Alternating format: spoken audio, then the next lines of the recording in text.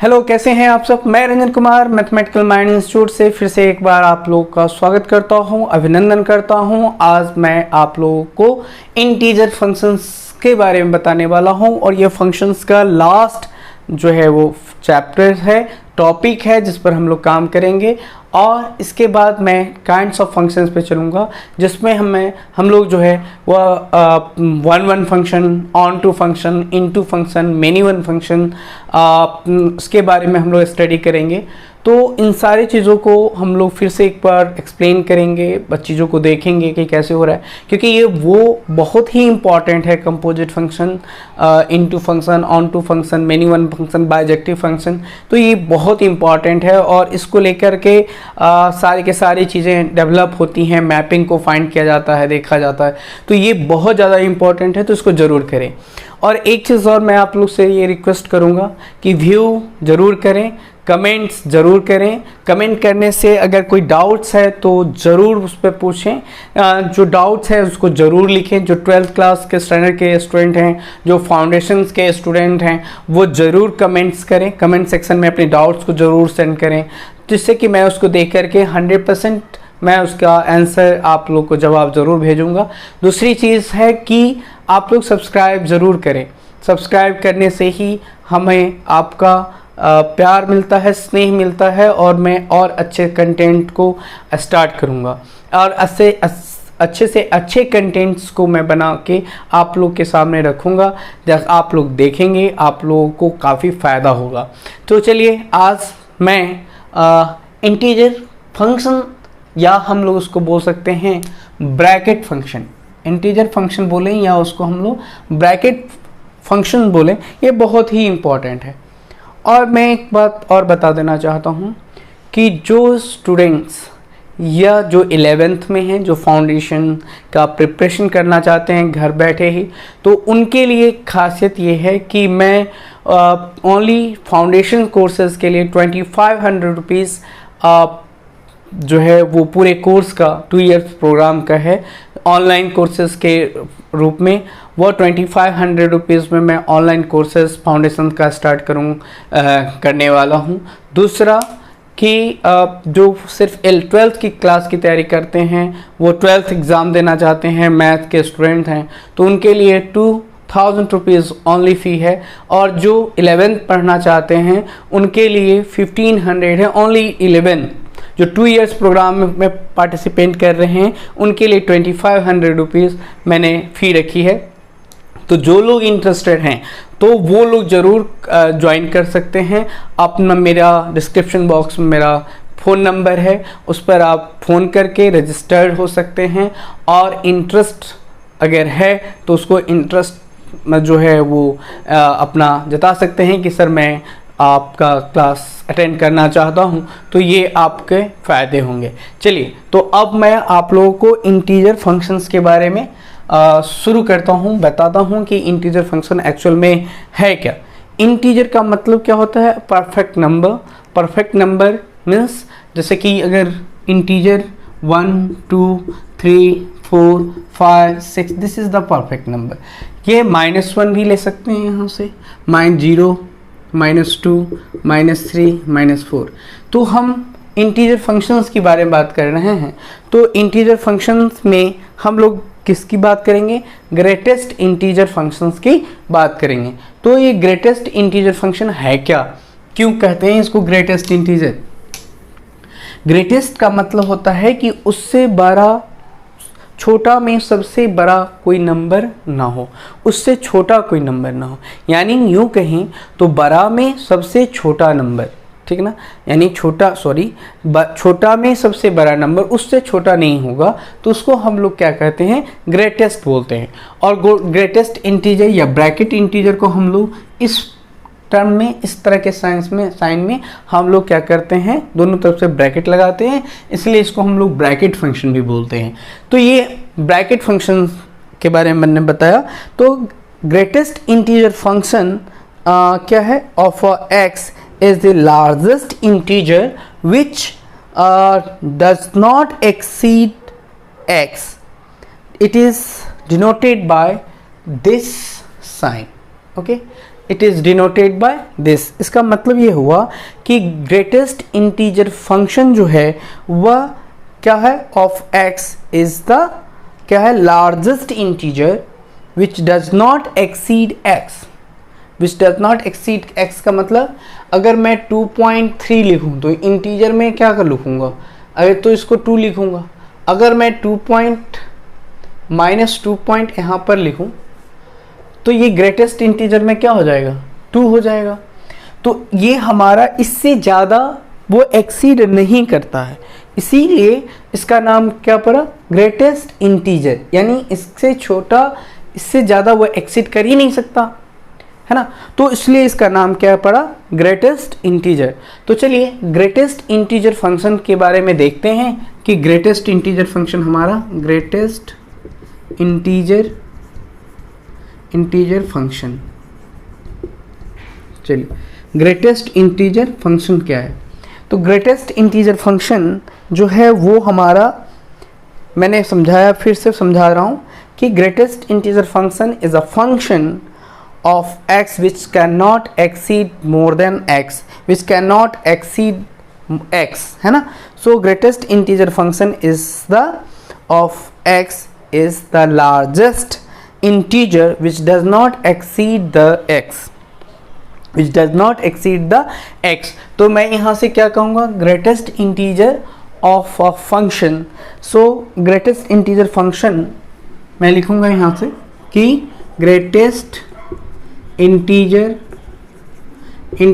function, greatest integer function is the greatest integer of a function of a x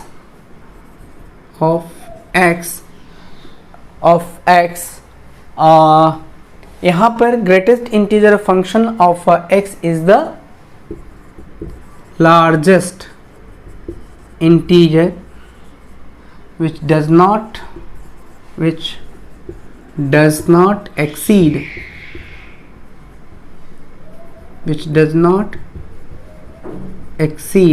x।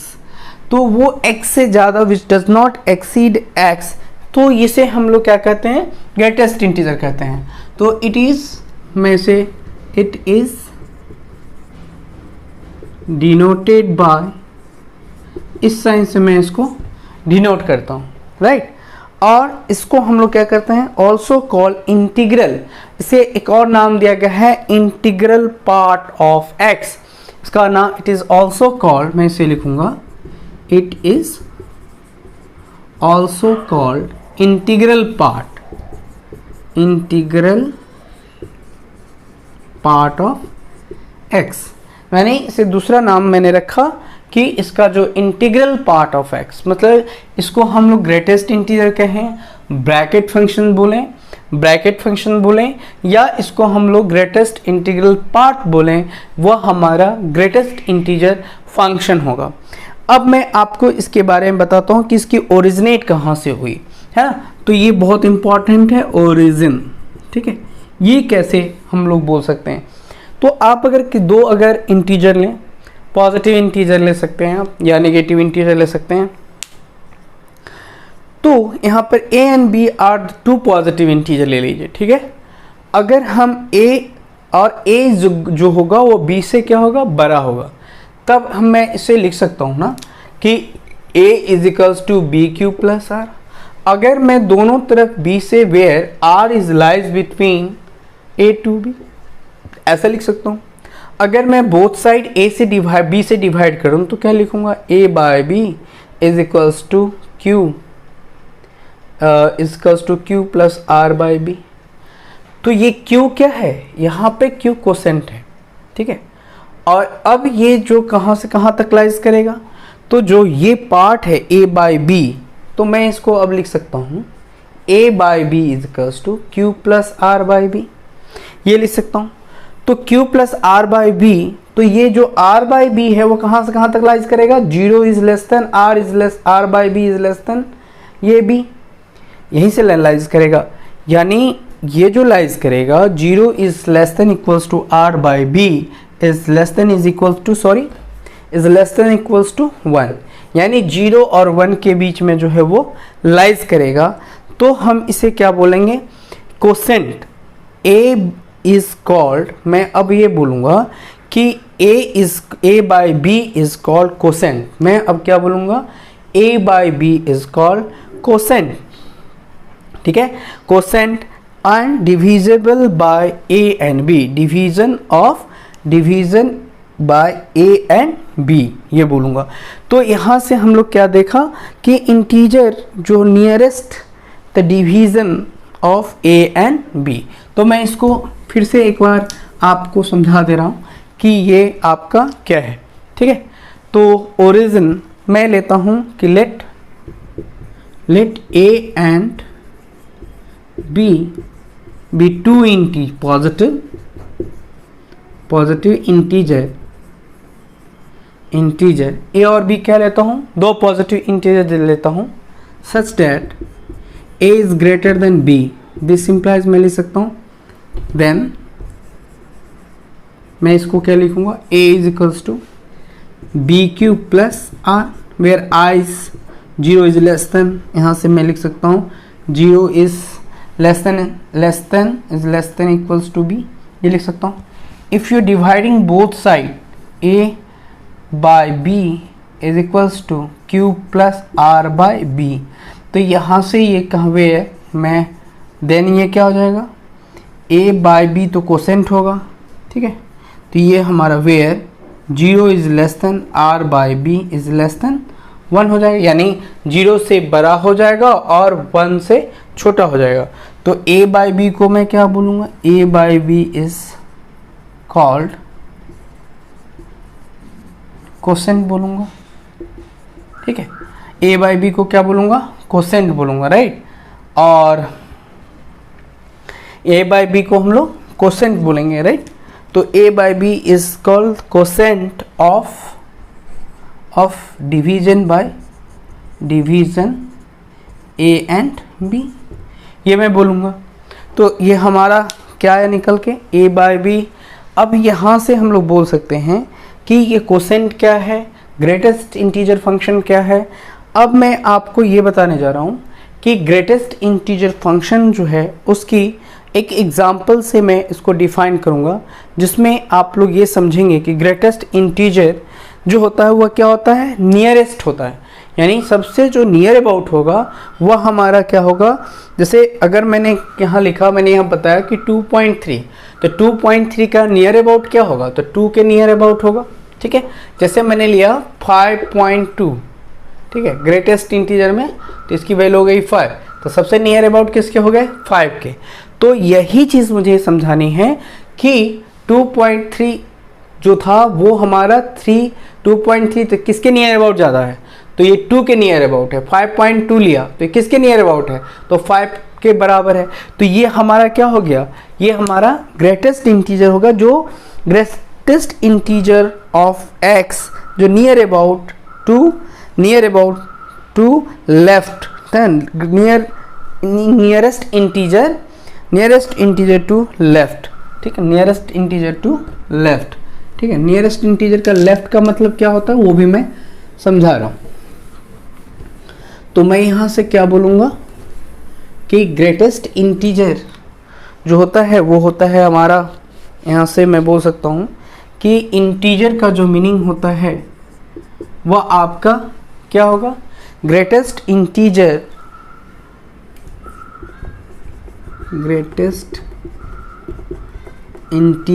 Of x is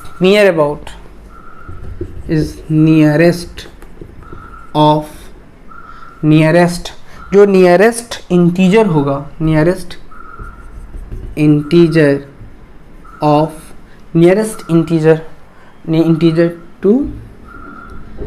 integer in left to, मतलब मैंने example दिया है उसे कि अगर मैं 2.3 लिखूं तो इसके लेफ्ट साइड में क्या जाएगा 2, और अगर मैं 5.2 लिखूं तो इसके इंटीजर में क्या आएगा 5। अगर मैं -7.1 लिखूं तो ये क्या देगा, ये देगा हमारा 8 -8। तो ये हमारा लेफ्ट साइड जाएगा। अगर पॉजिटिव है तो लेफ्ट साइड, नेगेटिव है तब भी लेफ्ट साइड जाएगा, क्योंकि -7.1 से छोटा कौन है नियर अबाउट, तो -8 है, तो इसकी जो ग्रेटेस्ट इंटीजर फंक्शन होगा वो हमारा -8 हो जाएगा। अब मैं इसके बारे में बता रहा हूँ कि अगर हमने ऐसा लिखा, एक एग्जाम्पल मैं इसमें देना चाह रहा हूँ कि अगर हमने लिखा कि integer is equals to -2, if ये -2 जो है वह कहाँ से कहाँ तक लाइज करेगा, तो -2 is less than x is less than -1, और अगर मैंने लिखा यहाँ से -1, हाँ, तो if -1 is less than equals to less than 0, अगर मैंने 0 लिखा तो यहाँ पर 0 is less than x is less than minus, यहाँ पर क्या हो जाएगा 1, अगर मैंने 1 लिखा तो यहाँ पर 0 is less than equals to 1 is less than equals to x is less than 2, right. तो ये मुझे मिला, यानी हर एक पॉइंट पर ये ब्रेक कर रहा है, हर एक पॉइंट पर क्या हो रहा है, 2 को तो वह लाइज कर रहा है बट -1 को तो वह टच नहीं कर रहा है, -1 को तो वह टच कर रहा है लेकिन 0 को तो वह टच नहीं कर रहा है, अगर वह 0 को टच कर रहा है तो 1 को टच नहीं कर रहा है, 1 को टच कर रहा है तो 2 को टच नहीं कर रहा है। इसका मतलब हर एक पॉइंट पर ये कुछ इस तरह से जाएगा, इसको टच करा, फिर यहाँ से इसको टच करा, ठीक है, फिर यहाँ से इसको टच किया, यानी यहाँ से ये पॉइंट टच किया, ये पॉइंट टच किया, ये पॉइंट टच किया, फिर इसको हो सकता है इस दोनों पॉइंट को टच किया।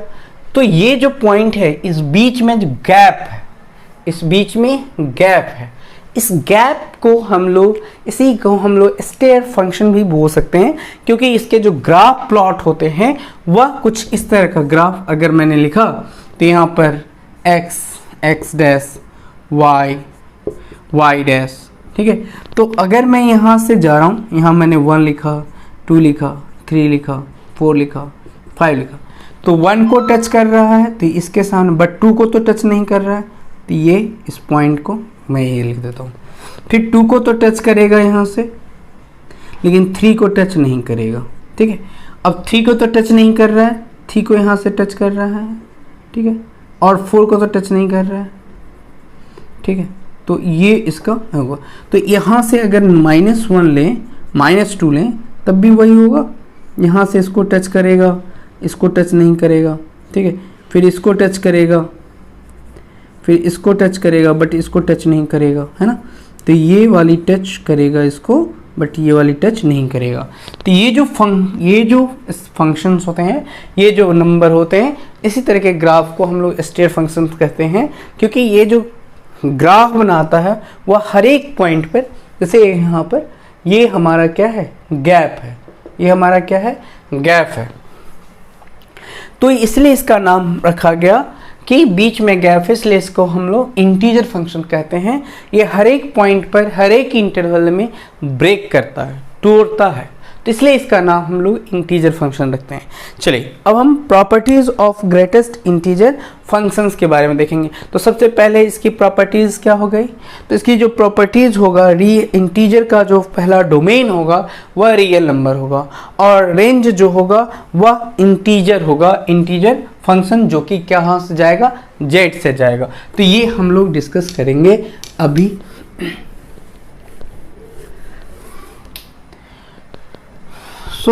अब मैं डिस्कस करने जा रहा हूं प्रॉपर्टीज ऑफ इंटीजर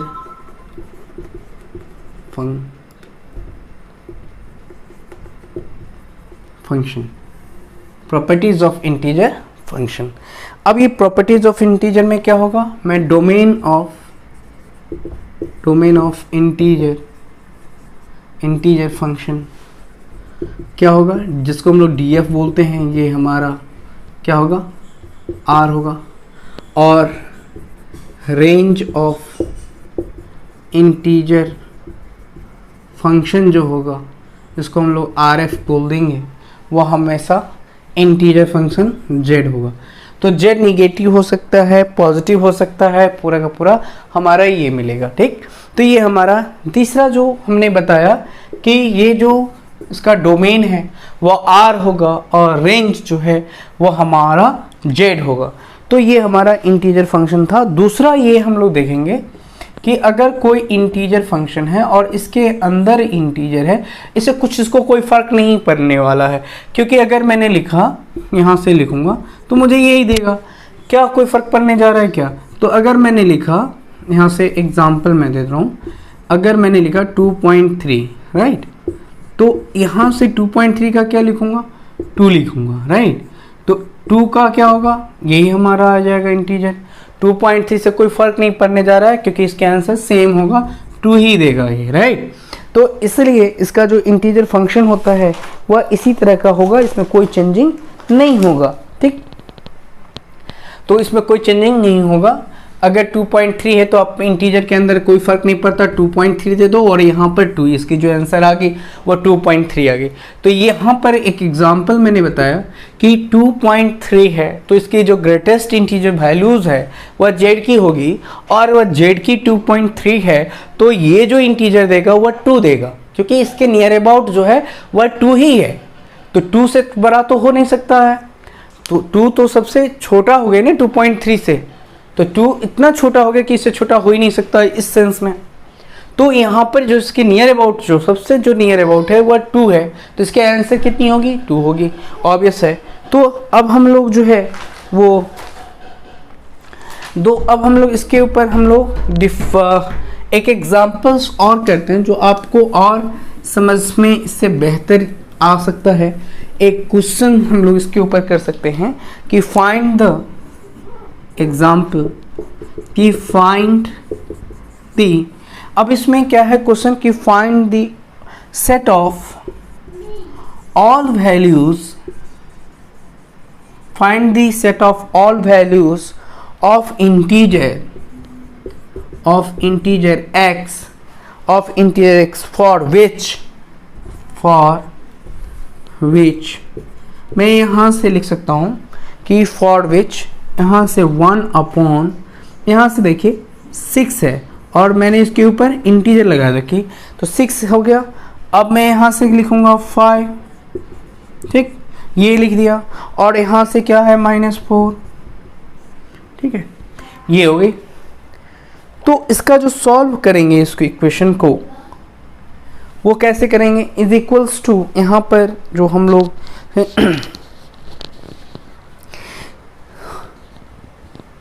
इसके जो सॉल्यूशंस आएंगे वो इनफाइनाइटली मिनी सॉल्यूशंस आएगा, ठीक है। तो इसको मैं कैसे सॉल्व करूँगा?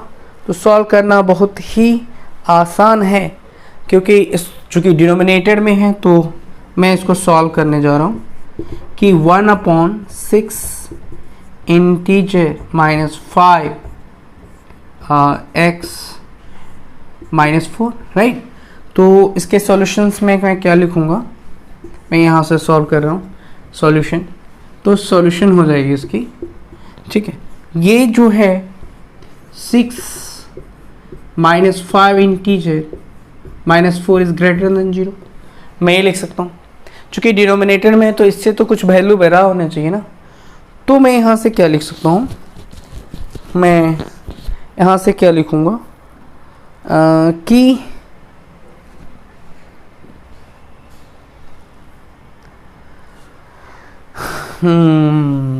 इसके ऊपर शायद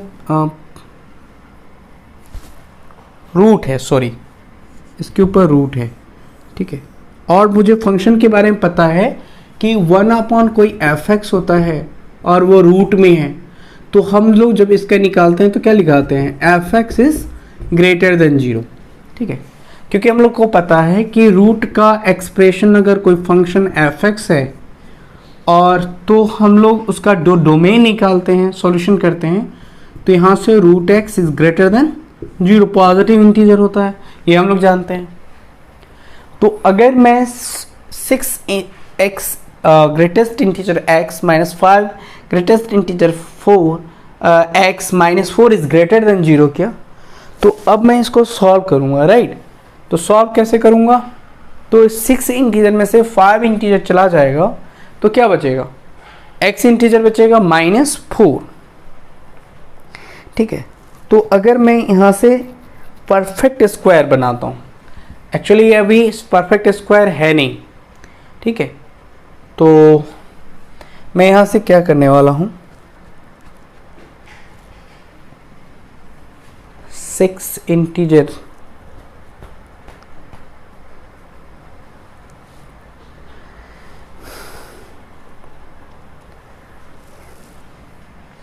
अब ये सॉल्व करने के लिए थोड़ा सा और दिमाग लगाने की ज़रूरत है, क्योंकि यहाँ पर 1 अपॉन यहाँ पर अगर मैं 4 देता हूँ तो ये हमारा इंटीजर के अंदर जो है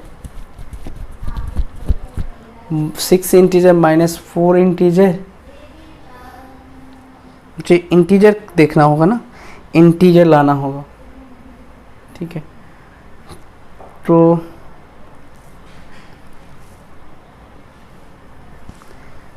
यहाँ से मैं क्या देख सकता हूँ, 6 से स्टार्ट करूँगा तो मैं क्या लिखूँगा यहाँ से 5 6 7 8 डॉट डॉट जाएगा तो 4। इसके जो नियर अबाउट सबसे छोटी इंटीजर है, क्योंकि यहाँ पर जो ग्रेटेस्ट इंटीजर है यहाँ से जो ग्रेटर देन 4 है, 4 से ज़्यादा, तो मैं काउंटिंग कहाँ से करूँगा, मैं काउंटिंग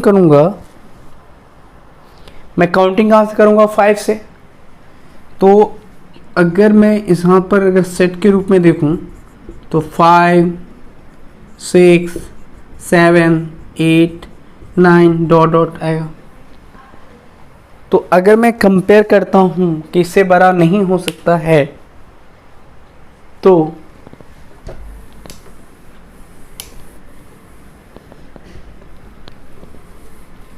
यहाँ से क्या करना पड़ेगा, क्योंकि यहाँ पर स्टार्ट कहाँ से होगा, ऐसा इंटीजर जो 4 से क्या हो, ज़्यादा बड़ा हो।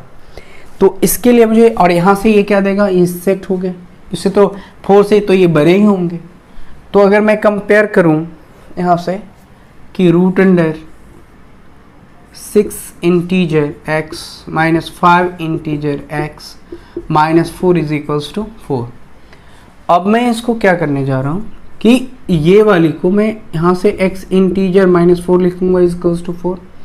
तो अब जब मैं स्क्वायरिंग बोथ साइड करूँगा, स्क्वायरिंग बोथ साइड करूँगा तो मुझे क्या मिलेगा, तो जब यहाँ से मैं लिखूँगा इंटीजर x माइनस 4 का whole square is equals to 4 square, तो ये मुझे क्या मिलेगा, x माइनस 4 इंटीजर का इज इक्वल्स टू 16, इधर जाएगा तो इंटीजर की वैल्यू क्या मिलेगा 20। तो जो x की जो अगला वाला जो x की वैल्यू होगी वो आंसर क्या आएगा, इसकी जो सॉल्यूशन सेट आएगा है, सॉल्यूशन सेट क्या आएगा 20 और एक आएगा 21। तो ये इसका क्या हो गया, सॉल्यूशन हो गया। क्योंकि अभी इसके जो हम लोग को सॉल्यूशन करने थे ना, तो ये इसमें देखना होता है कि जो है सबसे बड़ा जो हम लोग का प्रोसीजर था, वो प्रोसीजर क्या था कि हम लोग को ये देखना होता है कि ए ग्रेटर देन इक्वल्स टू, चूँकि मैंने एक्सप्रेशन बता रखा है कि इस तरह का होगा तो क्या यूज़ करेंगे।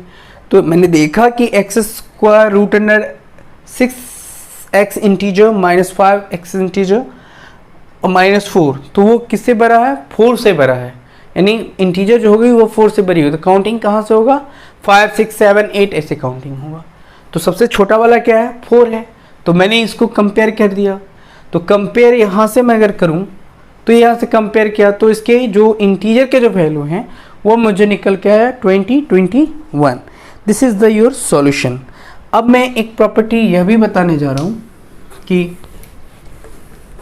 अगर कोई इंटीजर है, ठीक है, तो और उस इंटीजर का अगर मान लीजिए मैंने x प्लस एम इंटीजर लिखा, ये तुम्हारी चौथी प्रॉपर्टी है। अब ये मैं लिख सकता हूँ integer plus M. For example कि अगर मैंने लिखा इन x प्लस 5, ठीक है, तो मैंने लिखूँगा ये, क्योंकि ये तो परफेक्ट नंबर है ना, तो इसको हम लोग इस तरह फॉर्म में लिख सकते हैं, ठीक है। तो इसके बारे में हम लोग इसको देख सकते हैं। जैसे मैं अगर दूसरा एग्जाम्पल लूँ, यहाँ से एग्जाम्पल, इसका एक और एग्जाम्पल लेता हूँ कि इंटीजर में है x प्लस 4, राइट, प्लस यहाँ से एक मैं और इंटीजर लिखता हूँ 2 इंटीजर x, ठीक है, और इज इक्वल्स टू 0। इक्वेशन, यह एक क्या बन गया, इज इक्वल्स टू 10, ये एक इक्वेशन बन गया, ठीक है। तो यहाँ से मैं क्या लिखूँगा, यहाँ से मैं अगर सॉल्यूशन करूँगा तो मैं इस प्रॉपर्टी का यूज़ कर रहा हूँ, तो यहाँ से मैं x प्लस 4 लिखूँगा, प्लस यहाँ से इंटू इंटीजर x हो जाएगा इज इक्वल्स टू 10। तो ये तो हमारा क्या बना, 3 integer x plus 4 is equals to 10। तो यहाँ से मुझे क्या मिला, यहाँ से मिला 3 integer x is equals to 6, क्योंकि यहाँ पर अगर मैं करूँगा तो मुझे क्या लिखेगा 10 माइनस 4 इज इक्वल्स टू 6, तो मैं यहाँ डायरेक्ट मैंने लिख दिया। तो इंटीजर की जो वैल्यू होगी वह 6/3 इज इक्वल्स टू 2 हो गया। This is your answer. So answer जो इंटीजर की होगी वो हमारा सॉल्यूशन सेट जो आएगा वह 2 3 होगा, जो 2 को टच करेगा बट 3 को टच नहीं करेगा। तो ये हमारा जो हुआ वो हमारा सॉल्यूशन सेट हो गया। तो अब मैं आपको इसके ऊपर एक और क्वेश्चंस मैं बता सकता हूँ कि ये हम लोग कैसे सॉल्व करते हैं। तो उम्मीद है कि समझ में आ रहा होगा आप लोगों को।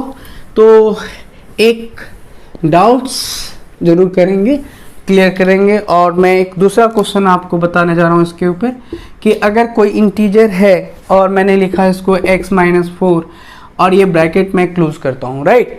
अब यहाँ से एक इंटीजर हमने ये ले रखा है, तो ठीक है, तो हम लोग करते हैं इसको ऐसे ही।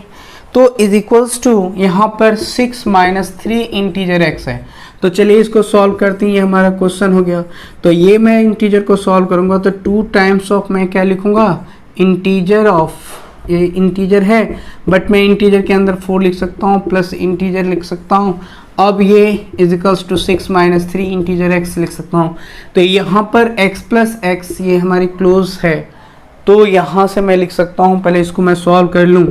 तो ये हमारा 2x integer minus 4 is equals to 6 minus 3 integer x, right. तो अब मैं यहाँ से लिख सकता हूँ, मैं फिर से इसको मल्टीप्लाई करूँ तो ये हमारा 4 integer x minus 8 close integer हो गया is equals to 6 minus 3 integer x हो गया। तो यहाँ से मैं सॉल्व कर सकता हूँ कि यहाँ से 4 इंटीजर x होगा ही, यहाँ पर मैं 8 बाहर कर सकता हूँ, ठीक है, 8 बाहर मैंने कर लिया, ठीक, क्योंकि इंटीजर तो इसके ऊपर है और हम लोग प्रॉपर्टी जानते हैं। तो is equals to 6 minus 3 integer x। अब मैं इधर 3 को लाऊंगा तो ये क्या हो जाएगा, 4 integer x plus 3 integer x is equal to 6 plus 8 is equals to 14। तो यहाँ से 7 integer x is equals to 14, therefore x is equals to 2। यानी इंटीजर की वैल्यू जो होगी 2 होगी, इसका मतलब 2 पर तो वो टच करेगा, सॉल्यूशन सेट जो होगा 2 पर टच करेगा बट 3 पर सॉल्यूशन हमारा सेट नहीं करेगा। तो ये हमारा क्या था, इंटीजर के जो 2-3 प्रॉपर्टी हैं उस प्रॉपर्टी का यूज़ करके हमने इस इक्वेशन को सॉल्व किया, ठीक है। तो यह हम लोग यहाँ तक तो समझ गए कि हम लोगों को कैसे सॉल्व करने हैं। अब मैं आपको बताता हूँ कि मुझे दूसरी जो नेक्स्ट प्रॉपर्टीज़ है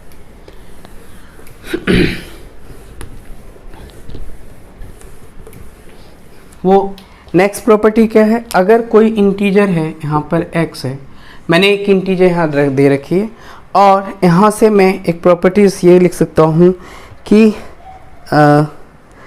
इंटीजर x है और इसके अंदर एक x है प्लस y इंटीजर है, राइट।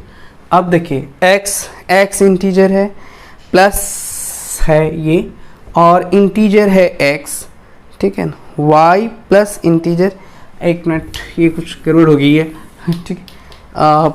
मैं यहाँ से लिख सकता हूँ कि ये मेरी 6 प्रॉपर्टी होगी, जिसको मैं ये से लिखूँगा कि अगर कोई इंटीजर है x और इसके अंदर एक इंटीजर मैंने बना रखा है, ये है हमारा x प्लस ये इंटीजर है x, राइट, ये x है और इनटू हम लोग लिख रहे हैं y प्लस इंटीजर x और ये ब्रैकेट हो गई क्लोज्ड, ठीक है। अब ये ब्रैकेट क्लोज हो गई तो इसके ब्रैकेट्स को मैं इससे क्लोज कर रहा हूँ, ठीक है। और अब मैं इसको सॉल्व कर रहा हूँ, तो ये मुझे क्या मिलेगा यहाँ से, तो सॉरी यहाँ पर मैं जेड लिखता हूँ, ठीक है। तो ये हो जाएगा हमारा integer x plus integer y plus integer z, arrange कर दिया। क्योंकि इंटीजर के अंदर इंटीजर है तो इंटीजर से इसके अंदर होगा तो कोई फ़र्क नहीं पड़ेगा। मैं इसको सॉल्व कर दे रहा हूँ क्योंकि x प्लस है इंटीजर y प्लस मैं इसको इंटीजर z लिखता हूँ, ठीक, प्लस इसको ऐसे करता हूँ, ठीक है। तो अब मैं इसको क्या लिखूँगा, x ऐसे ही रहने दीजिए, इसको ये लिखूँगा तो इंटीजर तो कोई फ़र्क नहीं पड़ेगा, y इंटीजर और प्लस ये इंटीजर z हो गया। तो इंटीजर के अंदर है तो भी कोई फ़र्क नहीं पड़ेगा, तो x प्लस y प्लस क्या हो गया, ये हमारा z हो गया, राइट। तो ये हमारा क्या हो गया, सॉल्यूशन हो गया। तो कोई भी अगर इस तरह के इंटीजर के हैं तो वहाँ पर हम लोग क्या कर सकते हैं, ऐड कर सकते हैं और उसका जो इंटीजर वैल्यू फंक्शन है उसे हम लोग निकाल सकते हैं। तो चलिए अब मैं इसके ऊपर दूसरा टाइप क्वेश्चन जो है मैं आपको बता रहा हूँ कि कैसे हम लोग उसको सॉल्व करते हैं। तो यहाँ पर हमारा एक इंटीजर है एग्जाम्पल, और मैंने एक इंटीजर बना रखा है x और उसके अंदर मैंने लिया x, ये हमारा है x प्लस, और प्लस में मैं इंटीजर में x लेता हूँ और इसके अंदर करता हूँ, फिर ये इज इक्वल्स टू 12 इक्वेशन है। तो इसको सॉल्व कैसे करेंगे, तो आपको पता है कि इंटीजर x प्लस यहाँ भी है x प्लस इंटीजर है x is equals to 12, direct लिख लीजिए। तो सॉल्यूशन मैं कर रहा हूँ उसका, तो यहाँ से आपको मिलेगा integer of 3x is equals to 12, this implied integer of x is equals to 4। So solution is, तो सॉल्यूशन सेट जो होगा वो आपका होगा 4 और यहाँ हो जाएगा 3। This is your answer. तो ये हम लोग ने देखा कि हम लोग कैसे इंटीजर वैल्यू फंक्शन को सॉल्व करते हैं और उसका सॉल्यूशन क्या निकालते हैं। सॉरी मुझे एक मिस्टेक हुई, x 4 को तो टच करेगा बट 5 को वह टच नहीं करेगा। तो एक यहाँ से हमें मिल गया और हम लोग डायरेक्टली डोमेन भी निकाल सकते हैं। डोमेन कैसे निकालेंगे, तो ये जो लास्ट हम लोग का 7 जो प्रॉपर्टीज़ है उस प्रॉपर्टीज़ को आप देखेंगे तो अगर आप यहाँ से जो 7 प्रॉपर्टीज़ है, कोई इंटीजर है, ठीक है, कोई इंटीजर x है और वो ग्रेटर देन है m और n, और m और n जो है वो कहाँ बिलोंग करता है, z के अंदर बिलोंग करता है। मतलब कोई इंटीजर z x है जो m और n से ग्रेटर है तो वो क्या है, m है, ग्रेटर देन m है, वेयर m जो है वह बिलोंग करता है z में। तो जो उसका डोमेन होगा, मतलब कहने का ये होगा कि जब उसका इंटीजर का डोमेन होगा वह हमारा m+1 हो जाएगा, m+1 हो जाएगा, m प्लस इसकी वैल्यू आगे तक चलती जाएगी m+3 डॉट डॉट। तो जब हम लोग इस तरह को सॉल्व करेंगे तो पूरे की जो x है वो लाइज करेगा इन्फिनिटी। ये लाइज कहाँ से करेगा, तो ये जो हमारा m+1 है और ये इन्फिनिटी तक लाइज करेगा, यानी ये हमारी प्रॉपर्टी हो गई। अब हम इसे कोई भी डोमेन, इसके डोमेन निकालने के तरीका बहुत सिंपल है, आपको निकाल सकते हैं आप लोग इसे डोमेन। तो चलिए आज हम लोग अभी आप लोग को मैं डोमेन निकालना सिखाता हूँ। डोमेन कैसे हम लोग डोमेन इसका फाइंड करते हैं। तो डोमेन निकालने के लिए सिंपल क्या है, फाइंड द डोमेन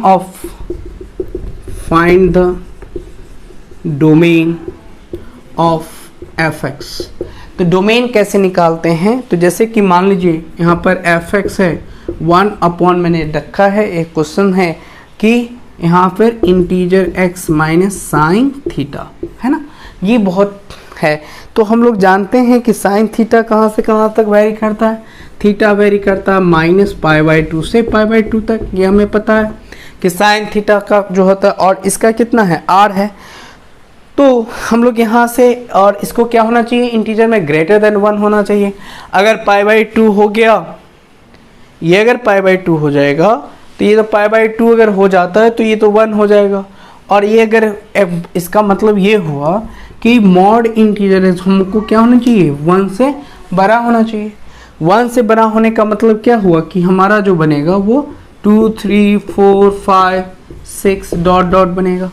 इसके 1 के अलावा हम कोई भी वैल्यू जो है वह क्या कर सकते हैं, ले सकते हैं।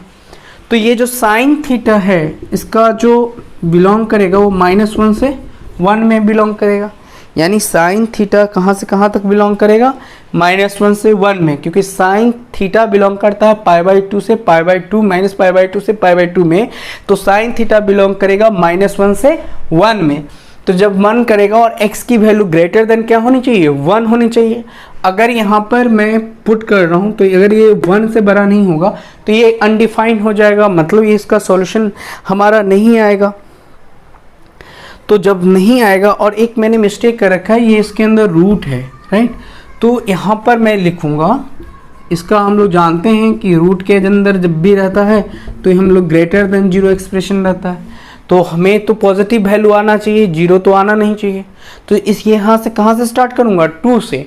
तो इसके जो सॉल्यूशन सेट होंगे वो क्या होगा, इसके जो सॉल्यूशन सेट होंगे वो 2 से इन्फिनिटी हो जाएगा, क्योंकि हम यहाँ से 2 से स्टार्ट कर रहा हूँ। तो ग्रेटर देन 1 तो 2, तो 2 से लेके जो भी पॉजिटिव, चूँकि स्क्वायर रूट है वह इन्फिनिटी होगा, तो इसके जो सॉल्यूशंस होंगे हमारे डोमेन होंगे, तो मैं कह सकता हूँ कि डोमेन जो है वह इसका 2 से लेके क्या है, इन्फिनिटी है, यानी x लाइज करता है 2 से इन्फिनिटी में। तब उसका डोमेन हम लोग निकाल रखे हैं कि डोमेन 2 to इन्फिनिटी होगा, और इसके जो इंटीजर z ही होगा, इसका जो रेंज है वो z ही होगा। तो ये हम लोगों ने देखा। नेक्स्ट क्लास में मैं आप लोगों को इसी के डोमेन और रेंज कुछ ग्राफ्स मैं बताऊंगा, डिस्कस करूंगा। इसके बाद ये चैप्टर ख़त्म हो जाएगा, फिर हम लोग 1 on 2 काइंड्स ऑफ फंक्शंस के बारे में डिस्कस करेंगे। और मैं आपसे उम्मीद करता हूं कि मेरी वीडियो को लाइक ज़रूर करें, सब्सक्राइब करें और अपने दोस्तों के बीच में उसको शेयर ज़रूर करें। Thank you very much.